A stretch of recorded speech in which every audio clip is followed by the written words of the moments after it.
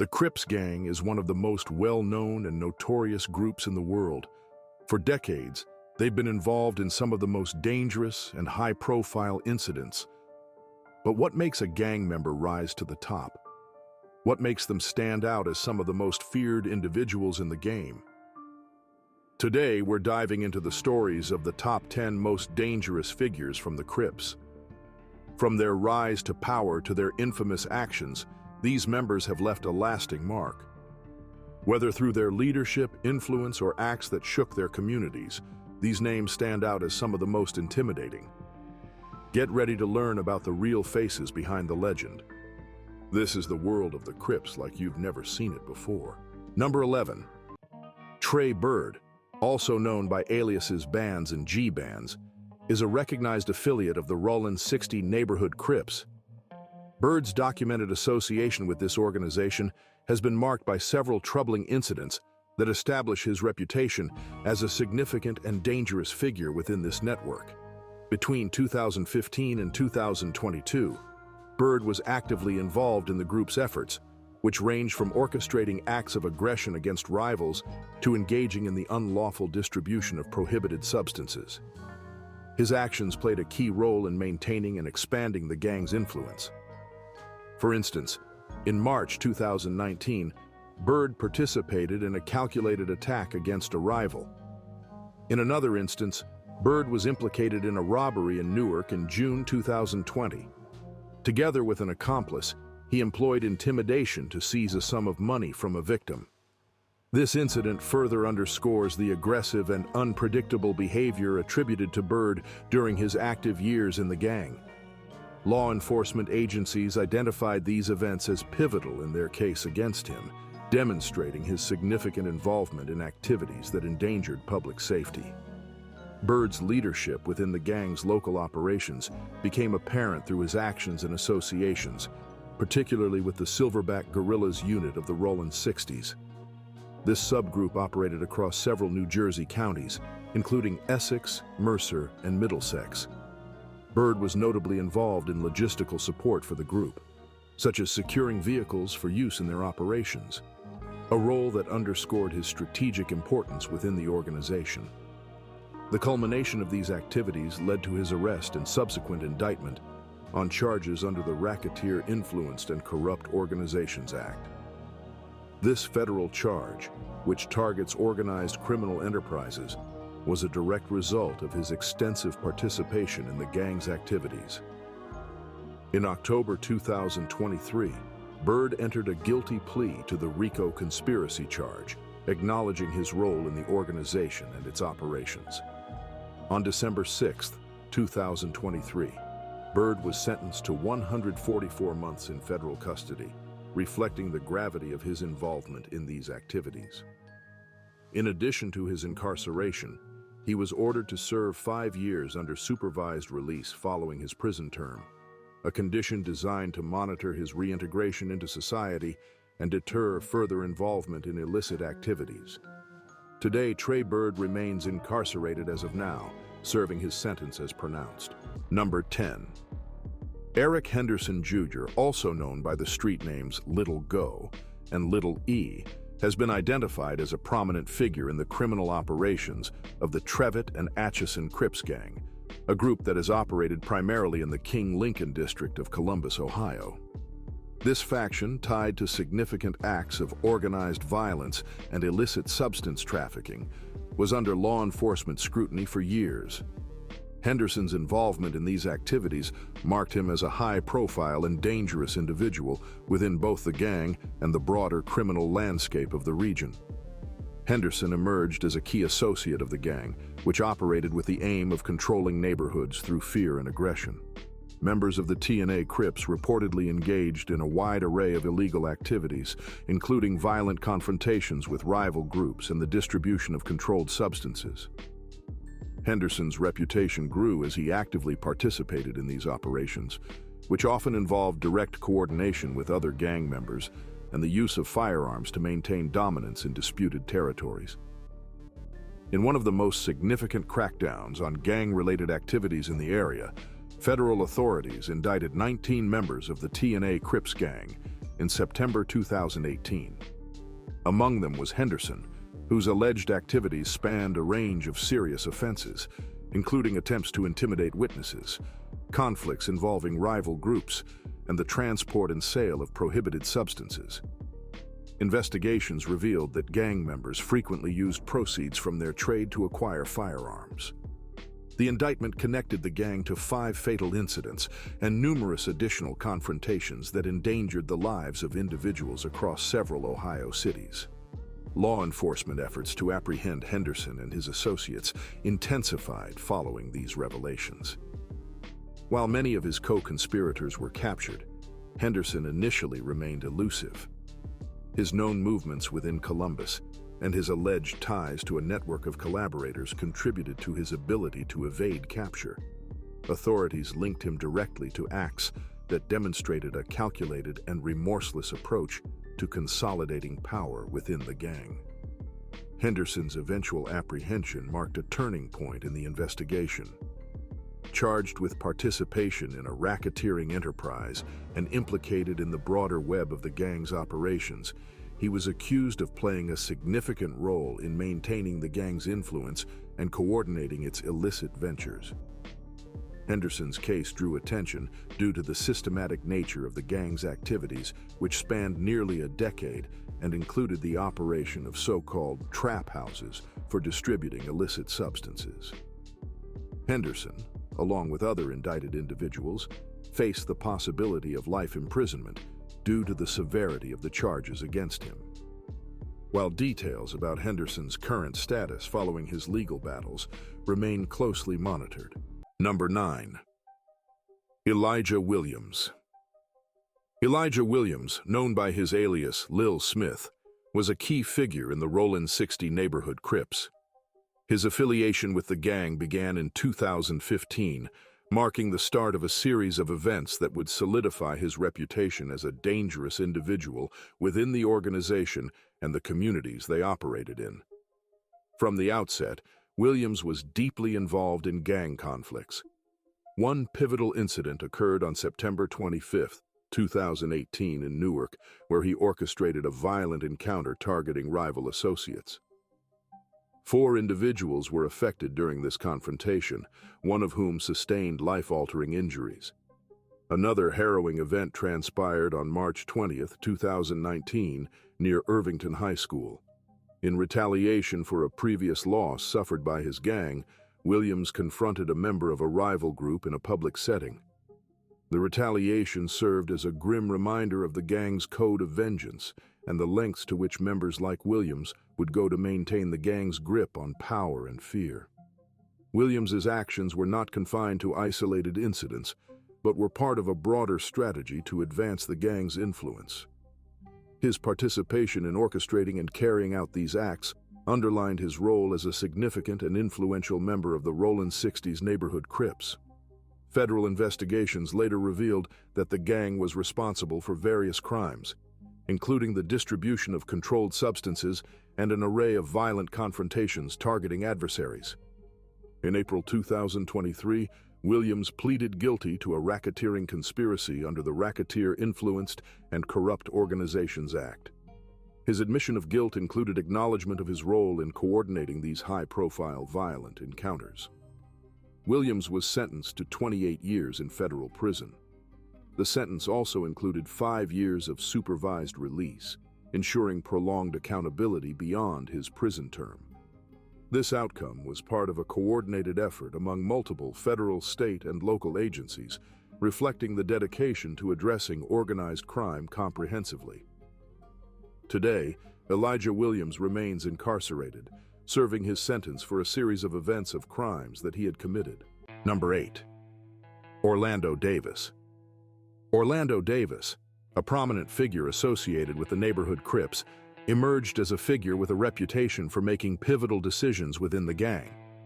His involvement in organized activities began in his teenage years, where his influence grew significantly due to his assertiveness and involvement in operations that bolstered the group's notoriety. Over the years, Davis became recognized as a shot caller, a high-ranking individual responsible for decision-making, which added to his perception as a formidable individual, both within and outside the gang's network. Davis's activities caught widespread attention due to a series of confrontations in Bluefield, West Virginia, where he had relocated while evading federal authorities. His presence in Bluefield was linked to an extensive criminal history that included charges across multiple states. Despite attempting to maintain a low profile, his actions in 2016 highlighted his continued involvement in serious incidents. These events began with his targeting of individuals in public places, displaying a pattern of aggression and determination that underscored his intent to secure resources by any means necessary. On June 3, 2016, Davis confronted Randall Morgan in a grocery store restroom in Bluewell. Evidence later revealed that Davis forcibly took Morgan's belongings, leaving him fatally injured. Morgan succumbed to his injuries the next day, prompting an intensive investigation. Surveillance footage showed Davis following Morgan into the restroom, which became a critical piece of evidence. In a separate incident the same day, Davis confronted an employee, Waylon Neal, at a different store. Authorities later apprehended Davis at his residence, relying on surveillance data and diligent investigative efforts. During his interrogation, Davis admitted to acquiring money from his confrontations and stated that the funds were used to procure illicit substances. His arrest revealed that he was also evading federal charges related to firearm violations in California and held a fabricated identity from North Carolina. In October 2016, Davis faced a formal indictment, with charges including second-degree murder and other serious offenses. His trial culminated in a best-interest plea, an acknowledgement of the overwhelming evidence against him without a direct admission of responsibility.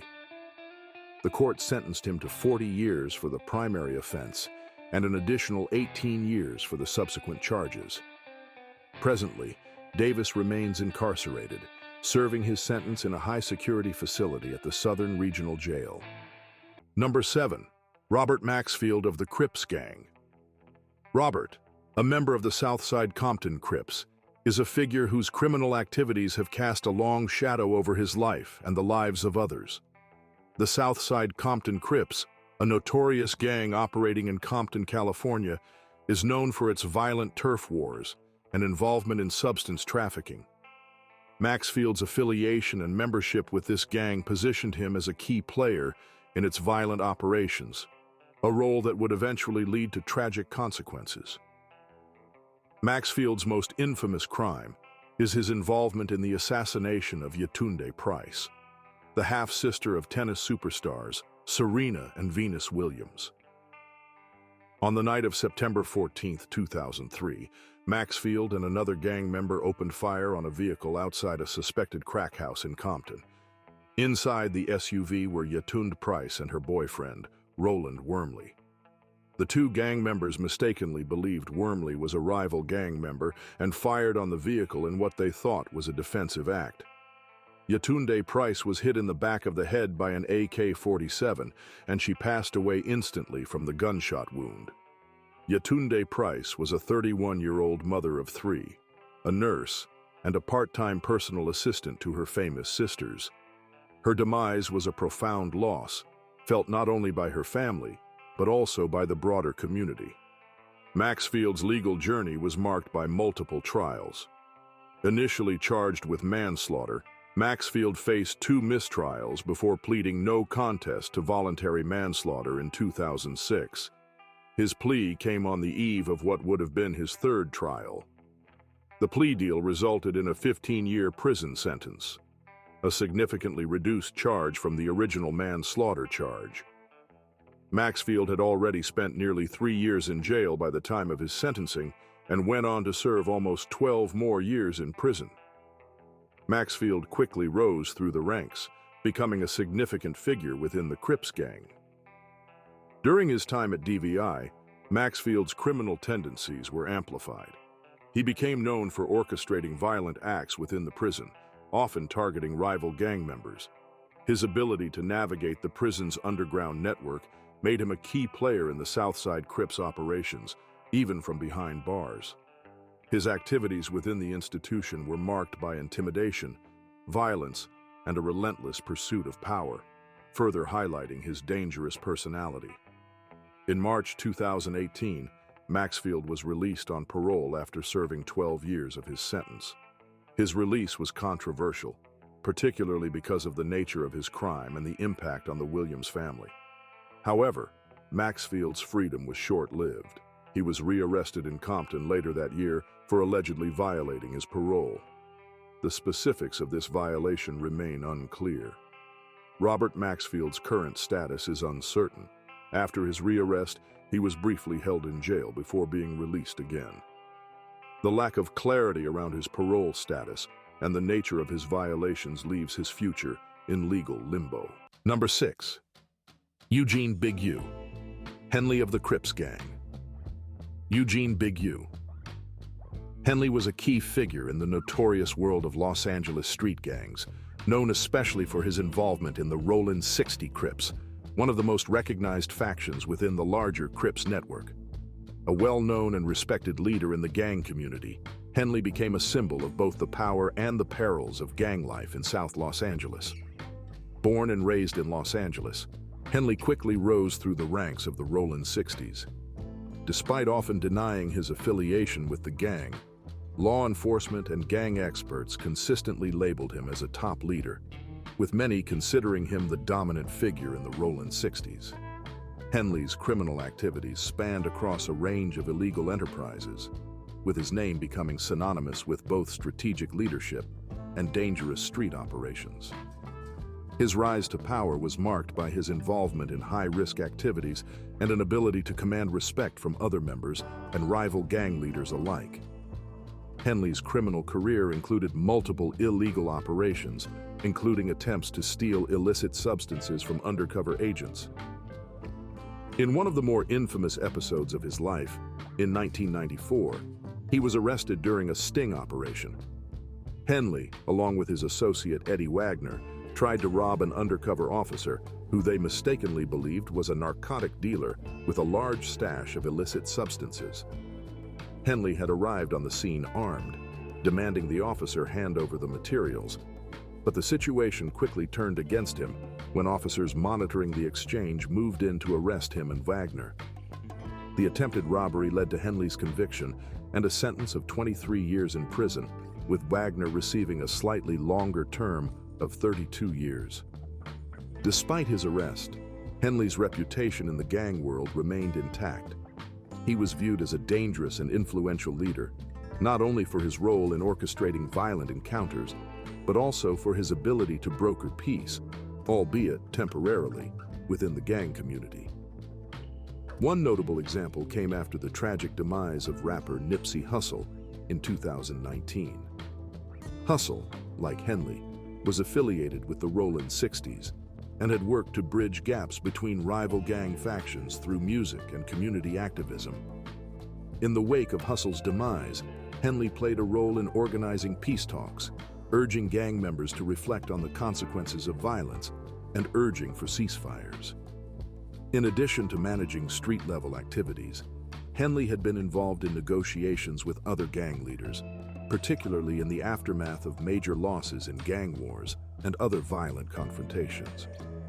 While in prison, Henley's influence did not wane, and many continued to see him as an important figure in the Rollin' 60 network. Today, Eugene Big U Henley.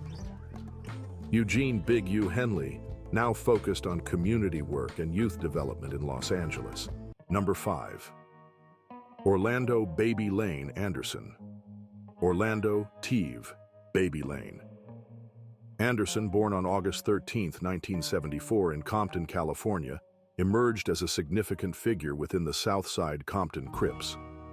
Despite a seemingly stable upbringing, with his mother working tirelessly to provide for her children and a conscientious academic performance during high school, Anderson gravitated toward the gang lifestyle. His involvement would see him embroiled in a series of high-profile incidents that underscored his reputation as a formidable and dangerous individual. One of the key events that brought Anderson into the spotlight occurred in July 1996 at Lakewood Mall, where he and his associates confronted Trevin Lane, an employee of Death Row Records, over a medallion symbolic of the rival group. This altercation fueled tensions with Death Row associates, including Tupac Shakur and Suge Knight. On September 7, 1996, Anderson encountered Shakur and his entourage at the MGM Grand in Las Vegas. Following an earlier confrontation, Anderson was subjected to a physical altercation caught on hotel surveillance. This incident unfolded just hours before Shakur sustained fatal injuries in a separate altercation. While Anderson consistently denied involvement in Shakur's case, rumors and witness accounts pointed to him as a suspect, though no charges were ever filed. Anderson's association with violent activities extended beyond the Shakur case. His name became synonymous with several disputes and retaliatory actions tied to gang rivalries. Despite being detained on multiple occasions alongside other gang affiliates, Anderson often avoided formal charges, leaving a trail of suspicion and unanswered questions. His life came to an abrupt end on May 29, 1998, during a confrontation at a car wash in Compton involving members of another group. The encounter escalated, resulting in injuries and fatalities, including Anderson's. He succumbed to his injuries shortly after being taken to a local medical facility. Number 4. Tiquan Andre, Lil Fee, Cox of the Crips gang. Tiquan Cox, born on December 1, 1965, stands as one of the most infamous figures associated with the Crips gang, specifically the Rollin 60 Crips. His life has been marked by a series of violent acts, and his notoriety stems primarily from a horrifying incident in 1984 that led to his incarceration on death row in prison till this day. In the early 1980s, Cox was already embedded in the world of gang life. His association with the Rollin 60s Crips placed him at the center of the gang's many criminal activities, which included clashes with rival factions. At just 18 years old, Cox's name became synonymous with a tragic and devastating event that shocked the nation. On August 31, 1984, in a case of mistaken identity, Cox and accomplices invaded the home of Ebora Alexander, the mother of former NFL star Kermit Alexander. Their mission, fueled by their gang-related activities, was to eliminate a family connected to a lawsuit stemming from a separate incident.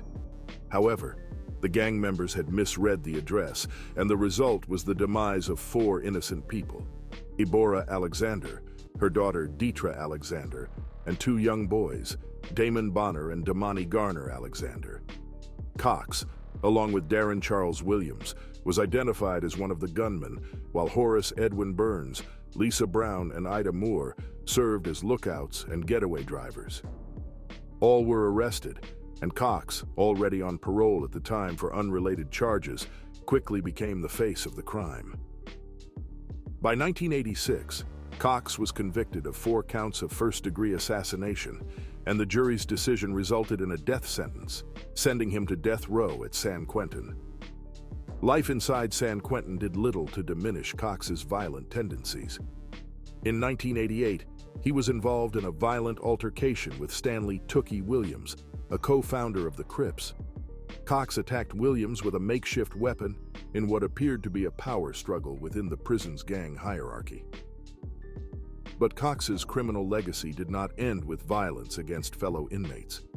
On July 18, 2000, Cox was at the center of an audacious and nearly successful escape attempt from San Quentin. Along with 2 other inmates, Paul Tuilipa and Noel Jackson, Cox made a bold move towards freedom, exploiting a weakness in the prison's security system. The trio managed to unravel a section of the chain-link fence and made a dash for a potential escape route. Their plan involved taking hostages, but quick intervention by prison guards thwarted the attempt, and all 3 inmates were subdued. Today, Cox remains on death row, still serving his sentence at San Quentin State Prison. Number 3. Cody Monster. Scott, later known as Sanyika Shakur, was a figure whose life story starkly illustrated the dangerous allure and harrowing consequences of gang involvement. Born on November 13, 1963 in Los Angeles, California, he grew up amid turbulent family dynamics and in a neighborhood deeply entrenched in gang culture. By age 11, he gravitated toward the 8 Trey gangster Crips, a subgroup of the larger Crips organization. At just 13 years old, Scott earned the nickname Monster after a particularly violent act that left a robbery victim permanently scarred. This moment marked the beginning of a life marked by high-profile criminal activities. His early exploits included confrontations with rival gangs, orchestrated attacks, and relentless participation in territorial conflicts. His notoriety grew when he became involved in escalating tensions between the 8 Treys and the Rollin' 60s, factions within the Crips that turned on each other in one of the most infamous intra-gang rivalries in Los Angeles history. By his late teens, Scott's life was a cycle of incarceration and street violence. His first arrest came at 14, and he spent much of the 1980s in prison for offenses related to his gang activities. These included assaults and confrontations often carried out with firearms, showcasing his readiness to assert dominance and protect his gang's interests. In the late 1980s, during one of his stints in prison, Scott experienced a turning point. He educated himself, adopted the name Sanyika Shakur, and aligned with the Republic of New Africa, which shifted his focus from gang life to a broader political and social awareness. Despite these changes, Scott found himself repeatedly drawn back into criminal behavior upon release. His 1993 memoir, Monster, the autobiography of an LA gang member, detailed his life and offered a raw account of the gang culture that shaped him. The book became a critical success and brought attention to the systemic issues fueling gang violence. Shakur's later life was a mix of attempts at reform and recurring legal troubles. In 2007, he was arrested for a carjacking incident, leading to a 6-year prison sentence under California's 3 strikes law. Following his release in 2012, he continued writing and advocating against gang violence, but struggled to fully escape his past. On June 6, 2021, Shakur was found deceased in a tent at a homeless encampment in Oceanside, California. The coroner determined his demise resulted from natural causes, specifically a stroke. Number 2. Stanley Tuie Williams. Stanley Williams, born on December 29, 1953, was an American gangster whose influence left an indelible mark on Los Angeles and the nation. Alongside Raymond Washington, he co-founded the Crips gang in 1971, establishing it as the first major African-American street gang in Los Angeles. Williams's role in the Crips was significant. As the de facto leader, he was at the forefront of the gang's rise to power.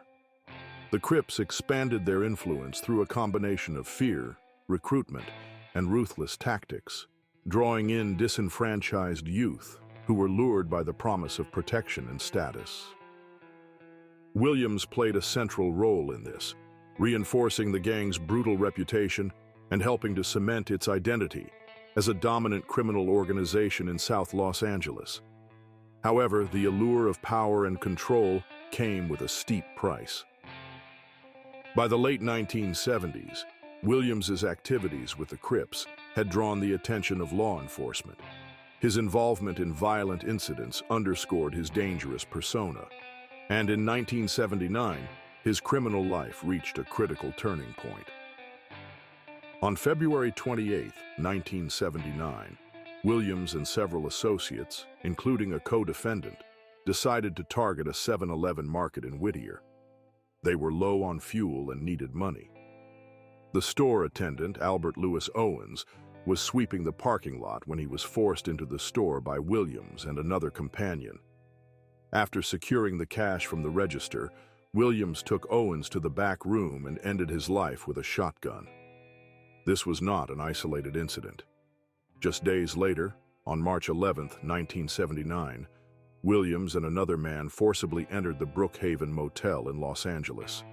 The victims, Tsai Sha-young, Yen-yi Yang, and their daughter Ye-chen-lin were all gunned down in cold blood. Williams made off with a small amount of money, leaving behind a trail of devastation. These crimes marked the beginning of the end for Williams. He was arrested, tried, and in 1981, convicted for the 4 homicides. The conviction was a culmination of his years spent leading a violent gang, and he was sentenced to death, a fate that placed him on death row for over 2 decades. While incarcerated, Williams underwent a profound transformation, or so he claimed. He delved into literature, philosophy, and religious studies, presenting himself as a changed man. Williams began writing children's books aimed at steering youth away from the gang lifestyle, using his own experiences as a cautionary tale. He also became an outspoken critic of violence, urging others to abandon the path he once walked. Despite his advocacy and efforts to seek redemption, many questioned the authenticity of Williams' transformation. Some viewed his actions as a calculated attempt to avoid execution, while others saw them as genuine efforts to make amends for his past. Nevertheless, his past was not easily forgotten. The lives he took, the fear he instilled, and the culture of violence he helped foster were stark reminders of his legacy. Williams' appeals for clemency garnered widespread attention, sparking a national debate on the death penalty in California. However, his pleas were ultimately denied. On December 13, 2005, at San Quentin State Prison, Stanley "Tuie" Williams was executed by lethal injection. Number 1. Raymond Lee Washington of the Crips gang. Raymond Lee Washington, born on August 14, 1953 in Los Angeles, California, was the youngest of 4 sons, growing up in a turbulent environment that would shape his path toward infamy. As a child, Raymond was known for his muscular build and readiness to defend himself. He was raised by his mother and stepfather after his parents separated when he was 2 years old. Despite his mother's belief that Raymond was a good kid who only fought in self-defense, others in the neighborhood saw a different side of him. By his teenage years, Raymond had developed a reputation for trouble, repeatedly clashing with the law and being expelled from various schools across Los Angeles. Raymond, still in his early teens, was drawn into the world of gangs that is rampant around him, and this makes him join a local gang called the Avenues. However, a violent altercation with the gang leader's younger brother led to Raymond leaving the Avenues after being severely beaten in retaliation. Determined to carve out his own space in the gang culture, Raymond formed his gang, the Baby Avenues, recruiting other local youths to join him. This group would eventually evolve into what would become the Crips, one of the most notorious street gangs in Los Angeles. Raymond's criminal activities escalated rapidly, and by 1974, at the age of 21, he was arrested for a serious crime and sentenced to 5 years at Duell Vocational Institution in Tracy, California.